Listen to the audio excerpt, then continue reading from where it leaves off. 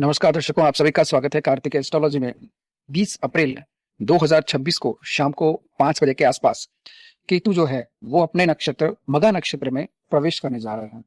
अब इसका असर राशियों पर क्या क्या पड़ेगा, कैसा प्रभाव पड़ेगा, किन राशि वालों के लिए ये शुभ माना जाएगा और किन राशि वालों को रहना होगा सावधान, इस विषय पर आज हम चर्चा करेंगे। देखिए, मघा नक्षत्र जो है ना, जिसे पितरों का नक्षत्र कहा जाता है, जिसका संबंध सीधा राजसी शक्ति, सम्मान और पूर्वजों के आशीर्वाद से जुड़ा हुआ होता है। अब आपके मन में सवाल आएगा कि क्या यह परिवर्तन मेरे लिए शुभ है या अशुभ है। देखिए दर्शक, आपकी जो भी राशि है, आप इस वीडियो को पूरा जरूर देखिएगा, क्योंकि इस वीडियो में मैं आपको डिटेल में जानकारी दूंगा और एक एक करके हम सभी राशियों के बारे में इस वीडियो के थ्रू चर्चा करेंगे। चलिए, तो सबसे पहले हम बात करते हैं मघा नक्षत्र के बारे में। तो देखिए, मघा नक्षत्र सिंह राशि में आता है और इसके स्वामी है केतु, और इसके जो देवता है इस नक्षत्र के वो है पितृगण, और इसका जो प्रतीक है वो है सिंहासन।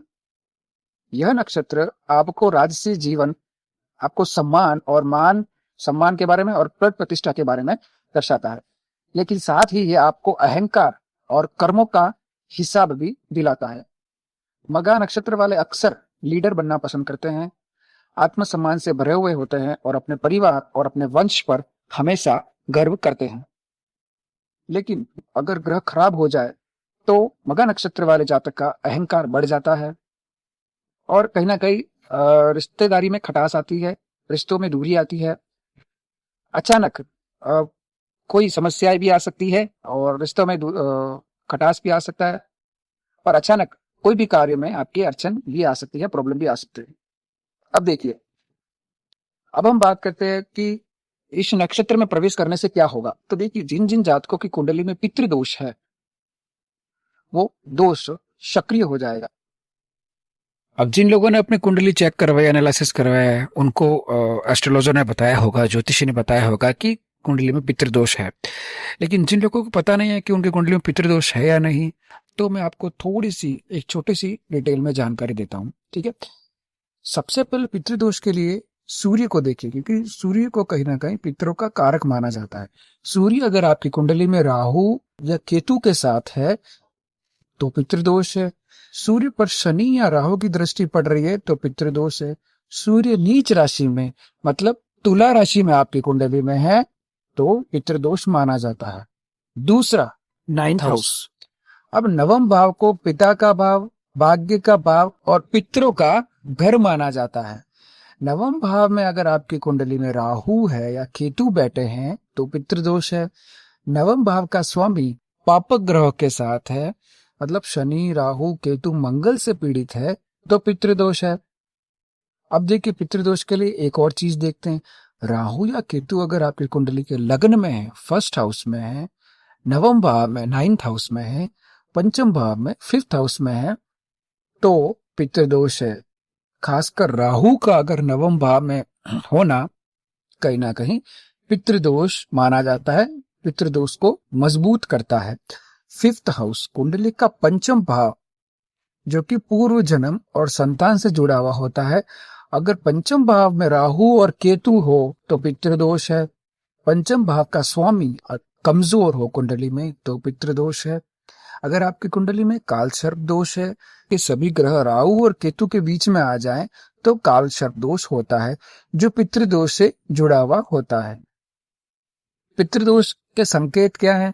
तो देखिए, अब काम बनते बनते रुक जाना, घर में बार बार झगड़े होना, संतान सुख में बाधा आना, पिता से संबंध खराब होना और आर्थिक परेशानी होना भी पितृदोष माना जाता है। तो ये छोटी सी जानकारी मैंने दी उन लोगों को जिनको पता नहीं है कि उनकी कुंडली में पितृदोष है या नहीं। वो अपनी कुंडली में जरूर चेक कीजिएगा, जो मैंने आपको बताया वो। ठीक है, अब आगे बढ़ते हैं। अगर आपकी कुंडली में पितृदोष है तो कहीं ना कहीं पितृदोष एक्टिव हो जाएगा। जीवन में अचानक उतार चढ़ाव आ सकते हैं, अचानक सफलता मिल सकती है, बहुत से चांस भी आपको मिल सकते हैं और कहीं ना कहीं बहुत से नुकसान भी हो सकते हैं। अब देखिए, जो भी कर्म आपने किए हैं, अगर अच्छे कर्म किए हैं तो आपको बहुत अच्छा बेनिफिट मिलेगा। आपने खूब भक्ति भावना की है, खूब मंत्र जाप किया है, नाम जप किया है, पूजा पाठ की है, लोगों की सहायता की है, लोगों की मदद की है, खूब दान पुण्य किया है, तो कहीं ना कहीं आपको बहुत अच्छा रिजल्ट मिलने की संभावनाएं हैं। जो भी काम आपके पिछले बहुत सालों से अटके पड़े हैं ना, वो काम इस परिवर्तन से आपको फायदा मिलेगा और बहुत अच्छा वाला फायदा मिलेगा। क्योंकि देखिए अगर पितृ खुश हो जाते हैं ना, तो जो भी बिगड़े काम हैं वो बनना शुरू हो जाते हैं। चाहे विवाह में विलंब हो रहा हो, या वैवाहिक जीवन सही नहीं चल रहा हो, या संतान संबंधी समस्या हो, कोई भी कुछ समय से ये सारी समस्याएं अगर बनी आ रही है, तो अब इन समस्या से छुटकारा मिलेगा। हाँ, लेकिन अगर आपने किसी को सताया है, किसी के पैसे लिए हैं उसको वापस नहीं दिए हैं, या फिर किसी का वैवाहिक जीवन में आपने प्रॉब्लम क्रिएट किया है, या फिर किसी को धोखा दिया है, किसी के साथ छल कपट किया है, तो भैया वो लोग संभल के जरूर रहिएगा। क्योंकि उनके जीवन में भूचाल आने वाला है, कोई बहुत बड़ा संकट आने वाला है। अब देखिए, जो लोग अच्छा कर रहे हैं, दान पुण्य कर रहे हैं, पूजा पाठ कर रहे हैं, या जिन लोगों के ग्रह शुभ स्थिति में है, उनको पद प्रतिष्ठा मिलेगी, प्रमोशन मिल सकता है, उनका मान सम्मान उनको मिल सकता है, उनका नाम अ, कहीं ना कहीं फेमस हो सकता है, या हम कह सकते हैं कि उसको बहुत मान सम्मान मिलेगा। अब हम राशि अनुसार अगर चर्चा करें, सबसे पहले बात करते हैं मेष राशि। तो देखिए, मेष राशि वाले जातकों के करियर में बदलाव आ सकता है। अचानक आपको कोई बहुत बड़ा चांस मिल सकता है, ठीक है? या फिर जो भी चांस आपको मिले ना, उस चांस को आप ज़रूर लीजिएगा और सोच समझ के किसी ज्योतिष से सलाह लेकर ही आप वो कार्य कीजिएगा। पिता से आपके संबंध सुधरेंगे। जिन-जिन दर्शकों को मेष राशि वाले जातकों के पिता के साथ संबंध अच्छे नहीं बन पा रहे पिछले कुछ सालों से, पिता के साथ मनमुटाव आ रहे हैं। देखिए, मेष राशि वाले जो है ना अभी शनि की दशा से जूझ रहे हैं, तो कहीं न कहीं जो है एकाग्रता नहीं बन पा रही है, कोई काम में अड़चन नहीं बन पा रही है, या बहुत से ऐसे मेष राशि वाले जातक हैं जिनको नौकरी छूट गई है, या जिनको जॉब नहीं मिल रहा है, तो वो इस सारी परेशानियों से परेशान हैं, और कहीं न कहीं फैमिली में भी उनका दबाव उन पर बन रहा है, तो इसके कारण कहीं न कहीं रिश्ते बिगड़ रहे हैं। तो अब इस नक्षत्र परिवर्तन के कारण आपके जीवन में बहुत अच्छा चांस आपको मिलेगा। प्रमोशन मिल सकता है, कोई जॉब मिल सकती है, लेकिन एक बात का आप ज़रूर ध्यान रखिएगा कि गुस्सा बिल्कुल मत कीजिएगा, जितना हो सके उतना अपने क्रोध पर नियंत्रण रखिएगा, क्योंकि जो भी आपके काम बिगाड़ रहे हैं ना, वो सबसे बड़ा उसका कारण है आपका गुस्सा, आपका क्रोध। तो क्रोध पर नियंत्रण ज़रूर रखिए, और पिता का मान-सम्मान कीजिए, पिता का आदर कीजिए, पिता की बात सुनिए, या जिस किसी से के साथ भी आपके रिश्ते बिगड़ रहे हैं ना, हैं, उसके साथ रिश्ते आपके सुधरेंगे। बस आप उसका सम्मान कीजिए, मान-सम्मान कीजिए, उसकी पूरी बात सुनिए, फिर कहीं जाकर आप अपनी बात रखिए। हमेशा इस बात का ध्यान रखिएगा, बीच में कोई भी बात किसी की काटे नहीं, और बीच में कभी भी किसी की बात का आप मज़ाक मत उड़ाइएगा, हँसी मत उड़ाइएगा, ठीक है? बहुत अच्छे अवसर मिल रहे हैं मेष राशि वालों के लिए। वृषभ राशि वाले के बारे में बात करते हैं। तो देखिए, वृषभ राशि वालों के जीवन में भी उतार-चढ़ाव आ सकता है। परिवार में उनके तनाव थोड़ा बढ़ सकता है, थोड़ी मिसअंडरस्टैंडिंग बढ़ सकती है। अगर आप कहीं निवेश कर रहे हैं ना, कहीं इन्वेस्टमेंट कर रहे हैं, तो भैया सोच समझ कर कीजिएगा, क्योंकि कहीं न कहीं रिस्क उसमें बन सकता है। मिथुन राशि वाले, मिथुन राशि वालों के लिए नई शुरुआत होगी, और जो भी काम अटके पड़े हैं ना, वो कहीं न कहीं उनके पूरे होंगे। यात्रा के योग आपके बने हुए हैं, कोई अच्छी यात्रा हो सकती है, शुभ यात्रा, कोई लाभदायी यात्रा हो सकती है, और बिजनेस में आपके ग्रोथ हो सकता है। अगर बिजनेस शुरू करना चाहते हैं, बिजनेस में इन्वेस्ट करना चाहते हैं, तो बिजनेस में आपके ग्रोथ हो सकता है। कर्क राशि, कर्क राशि वालों के लिए देखिए थोड़ा मानसिक तनाव बढ़ सकता है, थोड़ी टेंशन बढ़ सकती है, और खर्च भी कर्क राशि वालों का बढ़ सकता है। तो कहीं ना कहीं अपने पितरों को खुश जरूर कीजिए, पितरों को तर्पण जरूर दीजिए। सिंह राशि वाले, देखिए सिंह राशि वाले पर सबसे ज्यादा इस नक्षत्र का प्रभाव पड़ेगा। तो सिंह राशि वाले जो जातक है ना, वो वीडियो को लाइक जरूर कीजिए, और चैनल को सब्सक्राइब जरूर कीजिएगा। सिंह राशि वाला भाई, अब से आपकी लाइफ बदलने वाली है। जो भी आपके कार्य में रुकावटें आ रही थी, प्रॉब्लम्स आ रही थी, बाधाएं आ रही थी, आप डिप्रेशन में थे, आप एंजाइटी में थे, आप बहुत ज्यादा डीप सोच रहे थे, बहुत नेगेटिव सोच रहे थे, जो भी समस्या है ना, विवाह की हो, व्यापार की हो, नौकरी नहीं लग रही है, नौकरी छूट गई, या फिर संतान नहीं हो पा रही है, विवाह नहीं हो पा रहा, वैवाहिक जीवन सही नहीं चल रहा है, वो सब प्रॉब्लम्स आपकी दूर हो जाएगी। आपकी लाइफ बदलने वाली है, आपको नई पहचान मिलेगी। पिछले कुछ सालों से जो लोग आपसे बात नहीं कर रहे थे ना, जो लोग आपसे मुंह फेर रहे थे ना, वो लोग आपसे बात करेंगे, वो लोग आपसे बहुत ज़्यादा प्रभावित होंगे, और आपके नए दोस्त बनेंगे, आपकी नई पहचान बनेगी।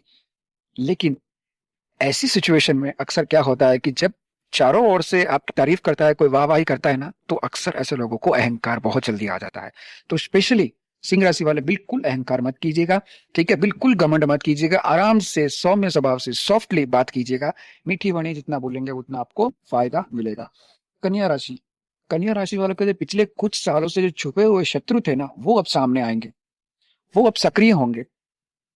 और कन्या राशि वाले थोड़ा-सा अपने हेल्थ का भी ज़रूर ध्यान रखिएगा, क्योंकि कहीं न कहीं यह जो नक्षत्र जो परिवर्तन हुआ है, केतु मघा नक्षत्र में गए ना, उसमें कहीं न कहीं थोड़ा-सा हेल्थ इश्यू आपके रह सकता है। तो अपने स्वास्थ्य का ध्यान रखिए, खूब पूजा-पाठ कीजिए, भक्ति कीजिए, मंत्र जाप कीजिए, नाम जप कीजिए, इससे आपको बहुत फ़ायदा मिलेगा।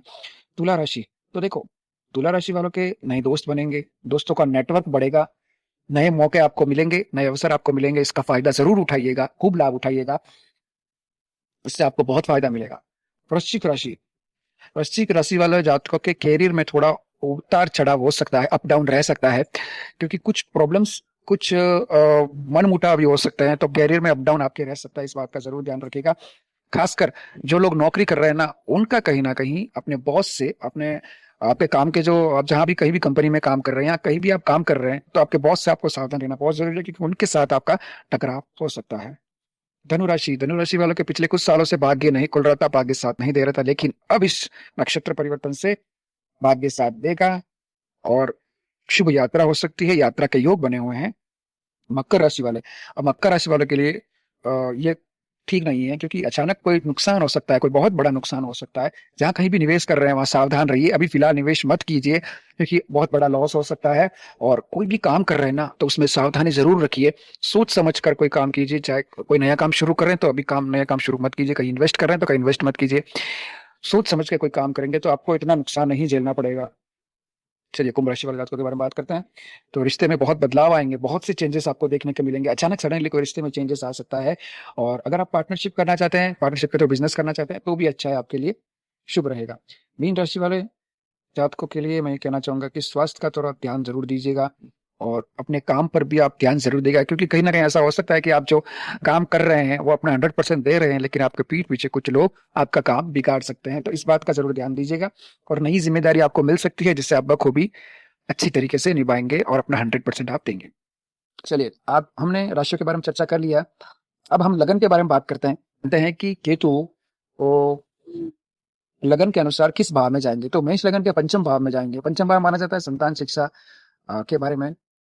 और वृषभ लगन वाले जातकों के चतुर्थ भाव में जाएंगे। चतुर्थ भाव माना जाता है घर और प्रॉपर्टी के बारे में। मिथुन लगन वाले के तीसरे भाव में केतु जाएंगे। कर्क लगन वाले के दूसरे भाव में। सिंह लगन वाले का पूरा जीवन जो है वो कहीं ना कहीं चेंजेस आ सकता है, प्रभावित हो सकता है। कन्या लगन वाले के 12वें भाव में जाएंगे, 12 भाव खर्च के बारे में माना जाता है। तुला लगन वाले के 11वें भाव में जाएंगे। वृश्चिक लगन वाले के 10वें भाव में जाएंगे। धनु लगन वाले के 9वें भाव में जाएंगे। मकर लगन वाले के 8वें भाव में जाएंगे केतु। कुंभ लगन वाले के 7वें भाव में जाएंगे, और मीन लगन वाले के 6ठे भाव में जाएंगे। छठा भाव रोग का माना जाता है।